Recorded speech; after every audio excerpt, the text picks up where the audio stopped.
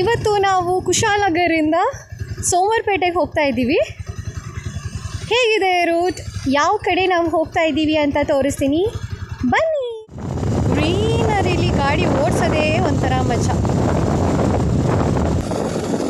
ದೊಡ್ಡತ್ತೂರು ಗ್ರಾಮ, ಇದು ಉದ್ಭವ ಬಸವೇಶ್ವರ ಟೆಂಪಲ್ ಅಲ್ಲಿ ಒಳಗೆ ಇದೆ.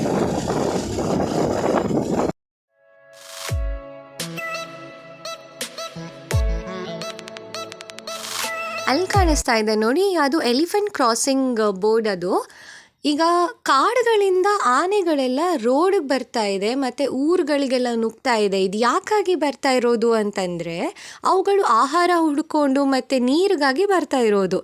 ಹೆಚ್ಚಿನಾಗಿ ಅವು ಬಂದು ನಾಶ ಮಾಡೋದೆಲ್ಲ ಈಗ ಹಲಸಿನಣ್ಣು ಮರ ಇರುವಂತಹ ಜಾಗ ಆಗಿರ್ಬೋದು, ಬಾಳೆ ಮತ್ತು ಕಬ್ಬು ಇರೋ ಕಡೆನೇ ಬರುತ್ತೆ ಅದು ತಿನ್ನಲಿಕ್ಕೆ.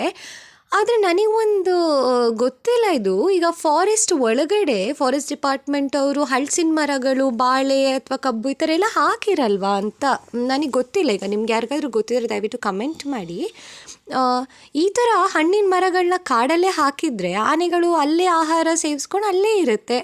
ಊರಿಗೆಲ್ಲ ಬಂದು ಈ ಥರ ಎಲ್ಲ ನಾಶ ಆಗಲ್ಲ ಅಲ್ವಾ.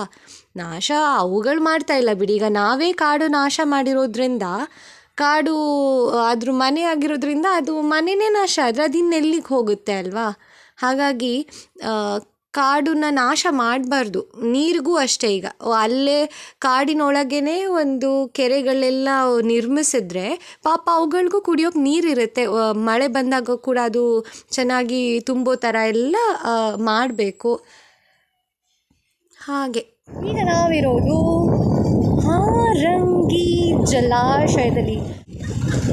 ಎಲ್ಲಿ ಹೋಗೋಣ ಇವಾಗ? ಹೋಗಬೇಕಾ?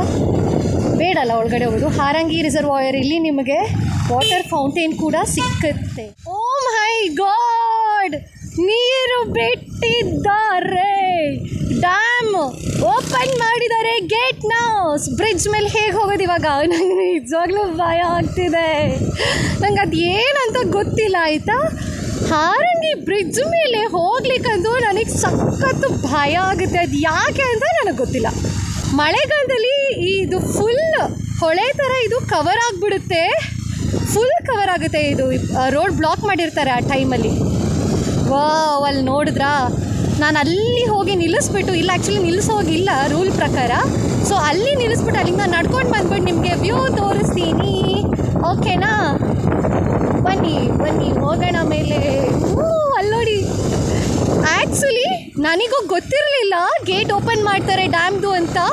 ಸುಮ್ಮನೆ ಈ ರೂಟಲ್ಲಿ ಹೋಗೋಣ ಅಂತ ಬಂದಿದ್ದು, ಸುಮ್ಮನೆ ಡ್ಯಾಮ್ ತೋರಿಸ್ದಾಗುತ್ತೆ ಅಂತ. ಈಗ ತೋರಿಸ್ತೀನಿ ಎಷ್ಟು ಅದ್ಭುತವಾಗಿದೆ ಅಂತಂದರೆ,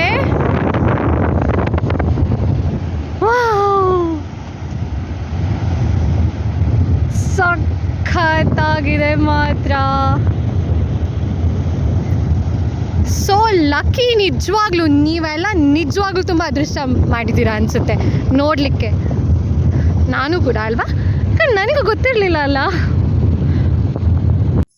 ಮತ್ತು ಇಲ್ಲಿ ಬ್ರಿಡ್ಜ್ ಇದೆಯಲ್ಲ, ಇದ್ರ ಮೇಲೆ ಗಾಡಿ ನಿಲ್ಲಿಸಿ ಫೋಟೋ ಶೂಟ್ ಮಾಡೋದಾಗಿರಬಹುದು, ಆ ಥರ ಎಲ್ಲ ಮಾಡೋಕ್ಕೆ ಅವಕಾಶ ಇಲ್ಲ. ಆ ಕಡೆಯಿಂದ ಬರುವಾಗ ಎಂಟ್ರೆನ್ಸಲ್ಲಿ ಬೋರ್ಡ್ ಕೂಡ ಹಾಕಿದ್ದಾರೆ ಇದ್ರ ಬಗ್ಗೆ. ಯಾಕಂದರೆ ಇಲ್ಲಿ ಸೆಲ್ಫಿ ತಗೊಳ್ಳೋಕ್ಕೆ ಬ್ರಿಡ್ಜ್ ತುದಿಲೆಲ್ಲ ನಿಂತ್ಕೊಂಡು ಎಷ್ಟೊಂದು ಜನ ಜೀವ ಕಳ್ಕೊಂಡಿದ್ದಾರೆ.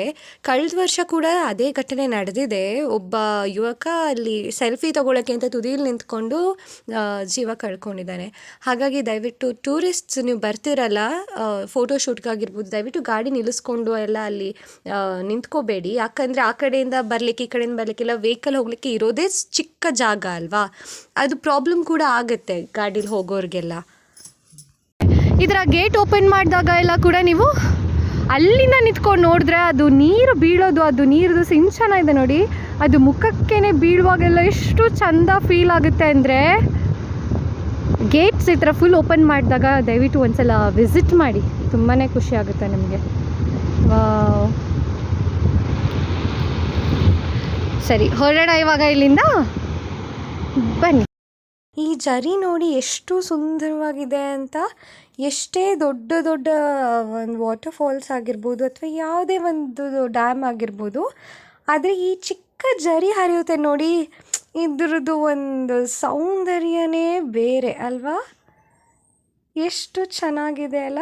ಇದು ಅಲ್ಲೇ ಡ್ಯಾಮ್ ಪಕ್ಕನೇ ಇದು ಒಂದು ಜರಿ ಹರಿತಾ ಇರೋದು. ನನಗೆ ಗಾಡಿ ಟಯರ್ಗಳನ್ನ ಸಗಣಿ ಮೇಲೆ ಹಾಕಿ ಸಗಪ್ಪ ಚಿಕ್ಕಂದಿತ್ತಲ್ಲ, ಏನೋ ಒಂಥರ ಚಂದ. ಯಾಕೆ ಡ್ರಾಪ್ ಬೇಕಾ? ಡ್ರಾಪಾ ಅಲ್ವಾ? ಓಕೆ. ಇಲ್ಲಿಂದ ರೋಡ್ ನನಗೆ ತುಂಬಾ ಇಷ್ಟ. ಇಲ್ಲಿಂದ ನೋಡಿ ಅಲ್ಲಿ ವೆಹಿಕಲ್ಸ್ ಬರ್ತಾ ಇದೆಯಲ್ಲ, ಅಲ್ಲಿಂದ ಶುರುವಾಗುತ್ತೆ ನಾಡು, ಎಡವನಾಡು ಫಾರೆಸ್ಟ್. ಇಲ್ಲಿಂದ ಶುರುವಾಗುತ್ತೆ. ಇವಾಗ ಇಲ್ಲಿ ದಯವಿಟ್ಟು ಯಾರು ವೆಹಿಕಲ್ಸ್ ನಿಲ್ಲಿಸೋದಾಗಲಿ ಏನು ಮಾಡಬಾರ್ದು. ಯಾಕಂದರೆ ನೋಡಿ ಇಲ್ಲೇ ಎಂಟ್ರೆನ್ಸಲ್ಲೇ ಹಾಕಿದ್ದಾರೆ, ಎಚ್ಚರಿಕೆ ಆನೆ ದಾಟುವ ಸ್ಥಳ ಅಂತ. ಮೈಯೆಲ್ಲ ಕಣ್ಣಾಗಿರಬೇಕು ಇಲ್ಲಿ ಈ ರೋಡಲ್ಲಿ ಹೋಗಬೇಕಾದ್ರೆ. ಯಾಕಂದರೆ ಆನೆ ಕ್ರಾಸ್ ಮಾಡುವಂತಹ ಪ್ಲೇಸ್ ಇದಾಗಿದೆ. ಓಕೆ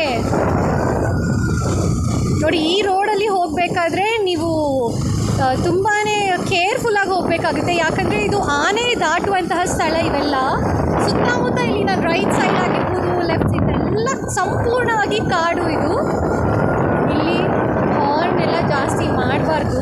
ಕಾಡೊಳಗಡೆ ಪ್ರಾಣಿಗಳಿರುತ್ತೆ, ಆನೆ ಸಾಕಷ್ಟು ಇಲ್ಲಿ ಆನೆಗಳೇ ಇರೋದು. ಇಲ್ಲಿ ನೀವು ನೋಡ್ಬೋದು ಒಂದು ದೇವರ ಗುಡಿ ಇದೆ. ಕೈ ಮುಕ್ಕೊಳ್ಳಿ ದೇವ್ರೆ, ನಮ್ಮ ಕಾಡು ದಾರಿಲಿ ಹೋಗ್ತಾ ಇದ್ದೀವಿ, ಕಾಪಾಡಪ್ಪ.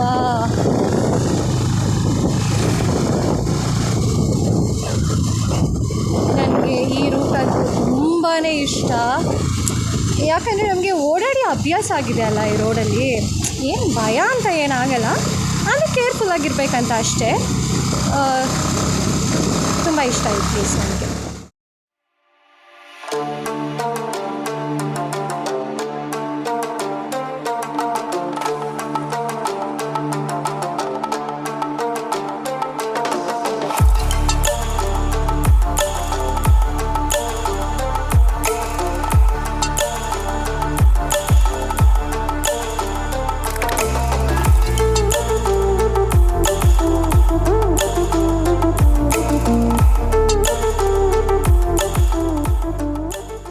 ಇಲ್ಲಿ ನೋಡಿ, ಇಲ್ಲಿ ಒಂದು ಸ್ವಲ್ಪ ಸೌದಿದೆ ನೋಡಿ ಜಾಗ.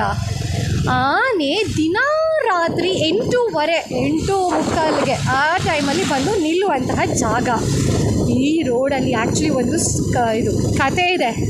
ಏನಂದರೆ, ನಾನು ನಮ್ಮಮ್ಮ ಕಾರಲ್ಲಿ ಬರ್ತಾಯಿದ್ವಿ ಆಯಿತಾ. ಈ ರೋಡಲ್ಲಿ ತುಂಬ ಸಲ ಓಡಾಡಿದ್ದೀವಿ ನಾವು. ಜಾಸ್ತಿ ಹೆಚ್ಚಾಗಿ ಸ್ಕೂಟಿಯಲ್ಲೇ ಓಡಾಡಿರೋದು. ಸ್ಕೂಟಿಲಿ ಓಡಾಡ್ಬೇಕಾದ್ರೆ ಏನಾಗಿದೆ, ಅದು ಹಳೆ ಸ್ಕೂಟಿ ಸ್ವಲ್ಪ ಲೈಟ್ ಅದರಲ್ಲಿ ಇರಲಿಲ್ಲ ಆಯಿತಾ. ಲೈಟು ತುಂಬಾ ಡಿಮ್ ಇತ್ತು. ಆ ಟೈಮಲ್ಲೆಲ್ಲ 9 ಗಂಟೆಯಲ್ಲಿ ಬಂದಿದ್ದೀವಿ ನಾವು. 9 ಗಂಟೆಯಲ್ಲೆಲ್ಲ ಬಂದಿದ್ದೀವಿ. ಈ ರೋಡಲ್ಲಿ ಆನೆ ಸಿಗೋದು ನಾರ್ಮಲ್, ಗೊತ್ತಿರೋಂಥ ವಿಷಯನೇ. ಆದರೆ ಏನು ಗೊತ್ತಾ, ನಮಗೆ ಸಿಕ್ಕಿರಲಿಲ್ಲ. ನನಗೊಂದು ಹುಚ್ಚು ಕ್ರೇಜ್ ಏನು ಅಂದರೆ, ಆನೆ ನಮಗೆ ಸಿಗಬೇಕು, ನಾನು ರಿಯಲ್ ಆಗಿ ಆನೆ ನೋಡಬೇಕು, ಎಕ್ಸ್ಪೀರಿಯೆನ್ಸ್ ಮಾಡಬೇಕು ಅಂತೆಲ್ಲ ಸಖತ್ ಆಸೆ ನನಗೆ. ಮಮ್ಮಿ ಸುಮ್ಮನಿರು, ಯಾಕೆ ಹಿಂಗೆಲ್ಲ ಹೇಳ್ತೀವಿ ಅಂತಾರೆ. ಆದ್ರೂ ಆನೆ ನಮಗೆ ಸಿಕ್ಕಿರಲಿಲ್ಲ ಆ ಟೈಮಲ್ಲಿ. ಅಕಸ್ಮಾತ್ ಏನೋ ಸಿಕ್ಕಿತ್ತು ಅಂದ್ಕೊಳ್ಳಿ, ಆನೆಗೆ ಡೈರೆಕ್ಟಾಗಿ ಹೋಗಿ ಡ್ಯಾಶ್ ಹೊಡೆದ್ರು ಗೊತ್ತಿರ್ತಿರ್ಲಿಲ್ಲ ಅನಿಸುತ್ತೆ. ಯಾಕಂದರೆ ಆ ಲೈಟ್ ಇತ್ತಲ್ಲ ಸ್ಕೂಟಿದು, ಎಲ್ಲೋ ಆಕಾಶ ನೋಡ್ತಾ ಇತ್ತು. ಅದು ರೋಡಿಗೆ ಬೀಳ್ತಿರ್ಲಿಲ್ಲ. ನನ್ನ ಹಿಂದೆ ಮಮ್ಮಿ ಒಂದು ಸ್ವಲ್ಪ ದೂರ ಸ್ಕೂಟಿ ಓಡಿಸೋರು, ನಾನು ಹಿಂದೆ ಫ್ಲ್ಯಾಶ್ ಲೈಟ್ ಹಿಡ್ಕೊಂಡೆಲ್ಲ ಬರ್ತಿದ್ದೆ. ಆ ಥರ ಎಲ್ಲ ಆಗಿರ್ತಿತ್ತು ಆಯಿತಾ. ಈಗ ಕತೆ ಏನು ಅಂತ ಅಂದರೆ, ನಾವು ಏನು ಮಾಡಿದ್ವಿ ಅವತ್ತು ಕುಶಾಲನಗರ್ಗೇನೋ ಹೋಗಬೇಕಿತ್ತು. ಕಾರಲ್ಲಿ ಹೋಗಿದ್ವಿ. ನಾನು ಕಾರ್ ಓಡಿಸ್ತಾ ಇದ್ದೆ, ಅಮ್ಮ ಪಕ್ಕದಲ್ಲಿ ಕುತ್ಕೊಂಡಿದ್ರು ಆಯಿತಾ. ಈಗ ಹಿಂಗೆ ಬರ್ತಿದ್ದೆ ಅಂದ್ಕೊಳ್ಳಿ, ಇಲ್ಲಿ ಬಂದಮೇಲೆ ಅಯ್ಯೋ ಆನೆ ಅಂತ ಹಿಂಗೆ ನೋಡಿ JCB ನೋಡಿ ಕರೆಕ್ಟಾಗಿ ಬಂತು. ಇದೆ ಆನೆ ಅಂದ್ಕೊಳ್ಳಿ. ಇಲ್ಲಿ ಬಂದಮೇಲೆ ನೋಡಿದೆ ಆನೆ ಅಂತ. ಅದು ಸ್ಟ್ಯಾಚ್ಯೂ ಥರ ನಾನು ನಿಂತಿರೋದು ಗೊತ್ತಾಗಬಾರ್ದು ಅಂತ ಪಾಪ ಅದು ಹಿಂಗೆ ಸ್ಟ್ಯಾಚ್ಯೂ ಥರ ಕಣ್ಣು ಕೂಡ ಅಲ್ಲ ಸರ್ ಹಿಂಗೆ ನಿಂತಿದೆ. ನಮಗಂತೂ ಯಾವತ್ತು ಈಗ ಮೈಯೆಲ್ಲ ಫುಲ್ ತಣ್ಣಗಾಗೋಗುತ್ತೆ ಅಂತ ಹೇಳ್ತಾರೆ ಗೊತ್ತಾ, ಭಯ ಆದಾಗ. ತಣ್ಣಗೆಲ್ಲ ನನಗೆ ಫುಲ್ ಬಿಸಿ ಆಗೋಯಿತು. ನನಗೆ ಆ ಫೀಲ್ ಇನ್ನೂ ನೆನಪಿದೆ. ತಲೆಯಿಂದ ಕಾಲು ಬೆರಳುವರೆಗೂ ಕಂಪ್ಲೀಟ್ ಬಿಸಿ ಆಗೋಯ್ತು ಮೈ. ನನಗೆ ಮಾತೇ ಬರ್ತಿಲ್ಲ, ಏನು ಮಾಡೋದು. ನಿಲ್ಲಿಸ್ಲಿಕ್ಕಂತೂ ಹೋಗಲೇ ಇಲ್ಲ. ಅದು ಹೇಗೆ ಬರ್ತಾಯಿದ್ದೆ ಹಾಗೇ ಒಂದು ಸ್ವಲ್ಪ ಹಿಂಗೆ ರೈಟಿಗೆ ತಗೊಂಡು ಹೋಗ್ಬಿಟ್ಟೆ ಆ ರೋಡಲ್ಲಿ ಆಯಿತಾ.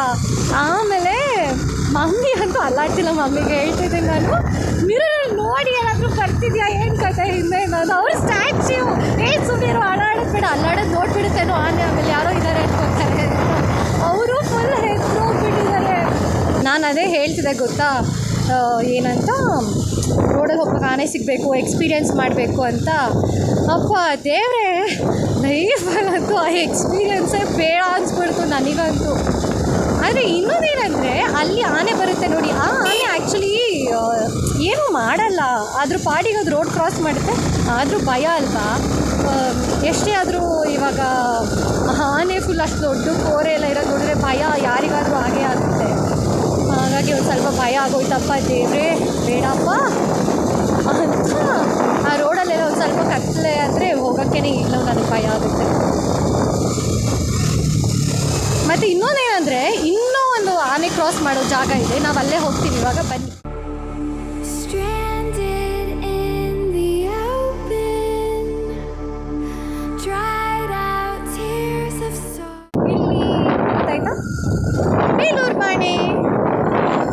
ಬೇಲೂರು ಬಾಣೆ ರೋಡಲ್ಲಿ ಹೋಗ್ತಾ ಇದ್ದೀವಿ ಇವಾಗ. ಈ ರೋಡಲ್ಲಿ ನಾವು ಸ್ಟ್ರೈಟ್ ಹೋದರೆ ಸೋಮರ್ಪೇಟೆ ಹೋಗ್ತೀವಿ. ಇವಾಗ ನಾವು ಸೋಮರ್ಪೇಟೆ ಹೋಗ್ತಾ ಇದ್ದೀವ, ಇವಾಗ ಹೋಗ್ತಾ ಇಲ್ಲ ಟೌನ್ಗೆ. ಇಲ್ಲೇ ಕುಸ್ಕೂರು ಅಂತ ಒಂದು ಊರಿದೆ, ಇದೆ ನೋಡಿ, ಕುಸ್ಕೂರಿಗೆ ನಾವು ಹೋಗ್ತಾ ಇದ್ದೀವಿ.